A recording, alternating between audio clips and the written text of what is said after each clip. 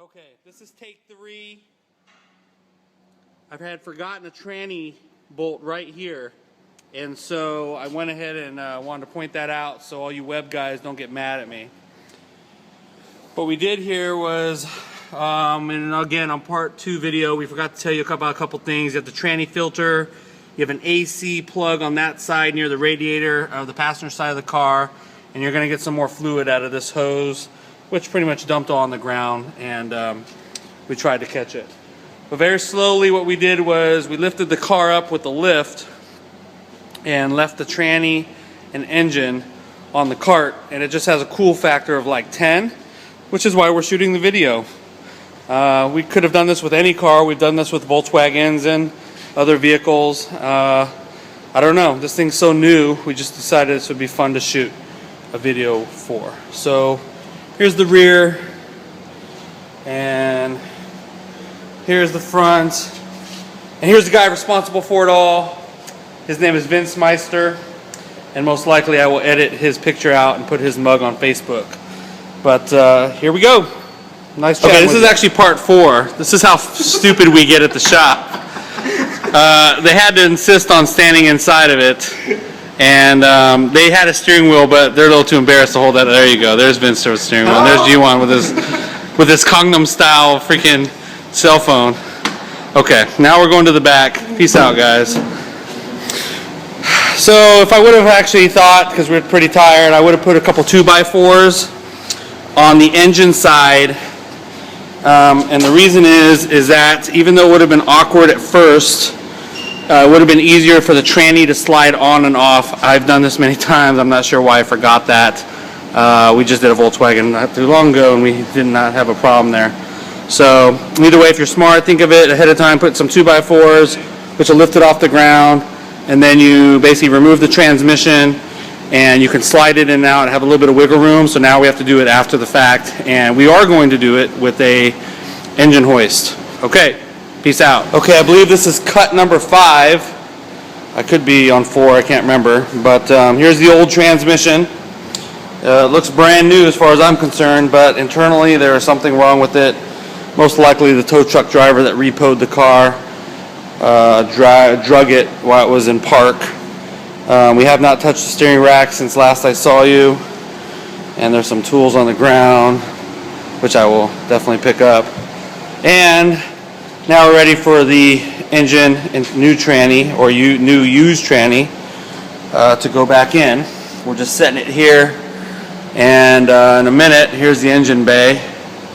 So I don't know, kind of exciting, I guess. There's our steering wheel. That's actually a magnet. Haha, not funny. Anyway, so there's the next stage of the process, and we will be dropping the lift onto the cart. Now you can probably do this at home. You'll be on your back all day, so hire your little brother, pay him with quarters, and have him sticking his head upside down all day, and hopefully he'll drop a wrench on him or something. All right, thanks. So basically last night, pretty late, we went ahead and more or less put the yellow cart on. We connected it to the mounts that we had left in the car on those three points. On the passenger side, there's just 2 right here.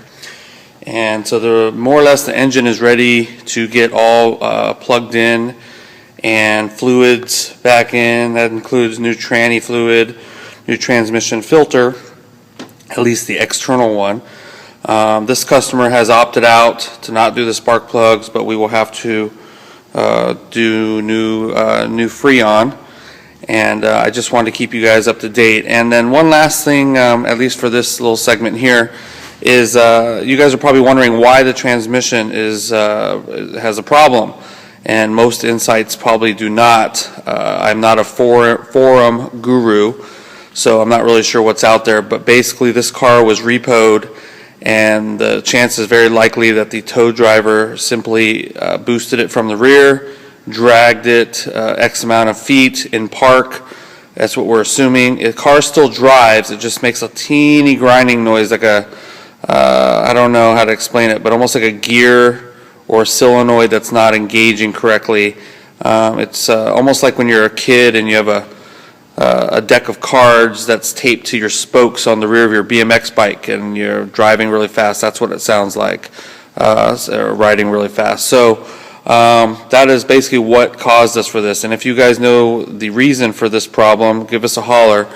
But most of the transmission shops in this region really suck, and it's really hard to find someone that rebuilds anything good anymore, at least from a dealer angle, unless it's an American-made traditional, a good old-fashioned Chevrolet transmission or something to that effect. So thank you very much. We will touch bases in a little bit. Okay, so you've been watching a video for a pretty long time. This is the last segment of the Civic slash Insight, which is pretty much the same motor and drivetrain. The biggest problem that we ran into, which was kind of an idiot thing, was the CV axle. We went to put in the driver's side, and on the inner CV axle where it connects to the transmission, it had come apart in the boot. Now, you can't see this, but it does feel kind of awkward. And we went ahead and put it straight up on a piece of wood, took a mallet and hit it so that it went back in. And we went to put it back in, and we just let it hang there, and on its own it separated again, which kind of seemed odd because CV axles don't usually come apart that simple. But this one does, so you really have to have maybe someone hold the axle up as you're trying to put the whole steering knuckle and basically bearing into the strut kind of all at the same time, because if you let the CV axle hang on its own, it will probably come out of its boot and it will not let you insert it into the strut of the basically strut of the car. Just trust me on this one. It's easier to have a second set of hands if that happens to you, and it most likely will, because it happened to us twice and we had to take it out. Getting it out is really easy once you take it out a couple times, but if you get frustrated because things don't line up when you're putting the two bolts into the strut, don't sweat it. Everything's back together. We went ahead and refilled the AC with 1.1 pounds, I believe, or 17.6 ounces or something close to that. Went ahead and put the Honda coolant in, straight from Honda, and topped off the transmission fluid because the tranny came drained. And we went ahead and put an external filter that came from Honda. It's underneath the car, and it started up just fine.